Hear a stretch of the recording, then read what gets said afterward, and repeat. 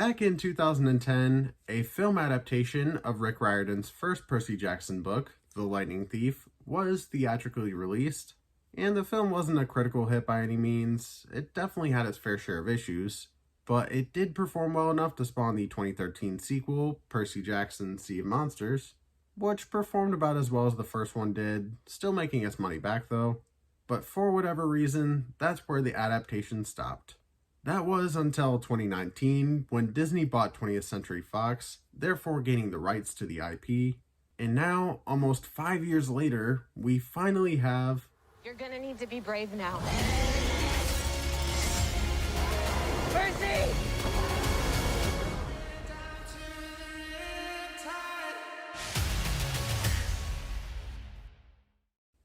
Percy Jackson and the Olympians follows none other than Percy Jackson, who at the age of 12 finds out his father is a Greek god, therefore making Percy a demigod, and shortly after finding out this information, a quest is thrust upon him to find Zeus's Master Bolt and return it to him before the summer solstice in order to stop a war from breaking out between the gods.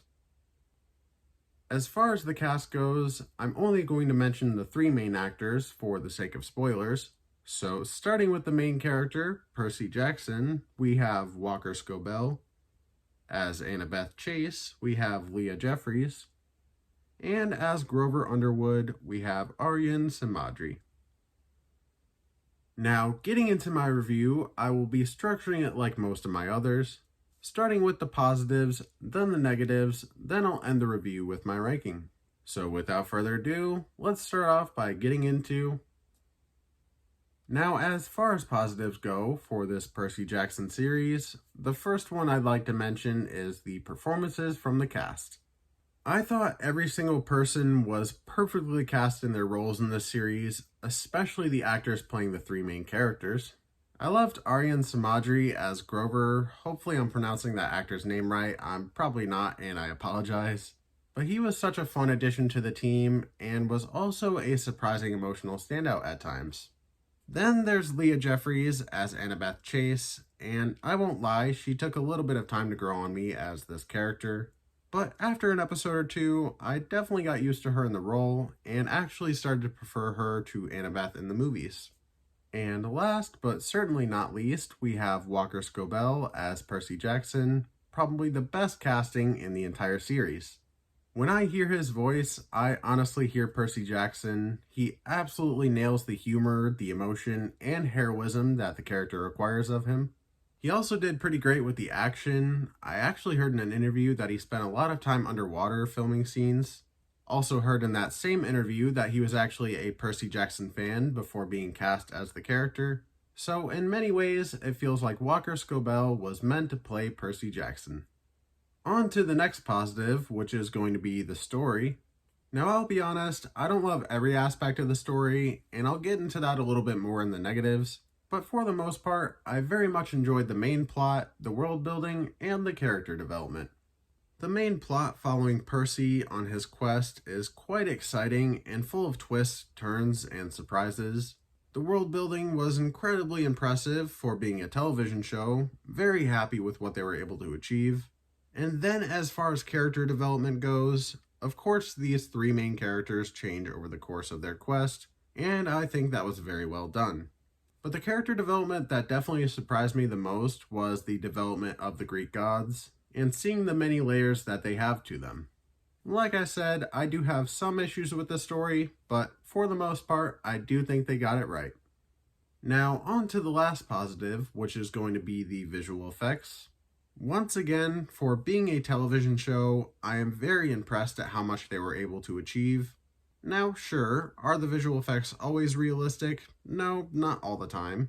But I do think there was enough good and or great visual effects in there to outweigh the not so good. There's some really cool visual effects shots in this show, some that I really want to spoil for you guys and talk about, but for the people that haven't seen it yet, I'm not going to do that. But that's going to do it for this positive section of the review, so let's go ahead and get into... Now I'll say it right off the bat, I do believe the positives outweighed the negatives. There's a lot more I liked than didn't like. But nevertheless, the first negative is going to have to be the pacing overall and for each individual episode. From start to finish, I couldn't help but think the story was moving way too quick for its own good. So with the amount of things going on per episode and with the pacing that they had, it made everything feel incredibly rushed. Now there's only 8 episodes in the season, which I feel is kind of a random number when they could have just gone for 10. And I firmly believe that adding 2 more episodes to the season would have made the story feel a little less rushed, and maybe would have given a little more room to try different things out. But on to the last negative, which is going to be some aspects of the story. Now, I really don't want to spoil too much, but it kind of felt as though each episode was about getting something for someone, meet this person, get them this thing, so they can move the 3 further on their quest. And it definitely got repetitive after a bit. I'm not too sure if that's how it is in the books, but to be honest, I was not in love with those plot lines.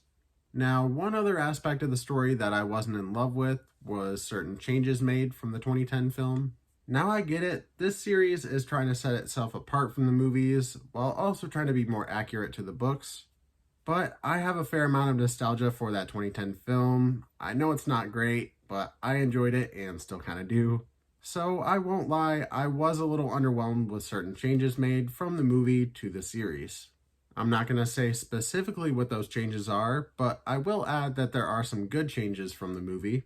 But based mostly on nostalgia, I was a little disappointed when certain things from the movie either happened differently or not at all in the show. And that's going to do it for both my positives and negatives, so let's go ahead and get into. Now, since this is a TV show and also made for streaming, I'll be ranking it under my streaming content ranking system.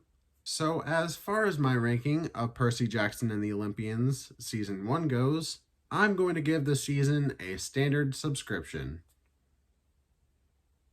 If you have a subscription to Disney Plus, I would definitely recommend checking out this show, though it might not be for everyone, which is why I didn't give it the highest ranking on my list. That and I had some issues with the story and pacing. But overall, I'm very happy that I watched it and very happy that I reviewed it. But that's all I have for my Percy Jackson review. I would love to see your spoiler-free comments down below. If you've seen it, let me know. Did you love it? Did you hate it? Are you in the middle? Have you not seen it? Are you planning on watching it anytime soon? Why or why not?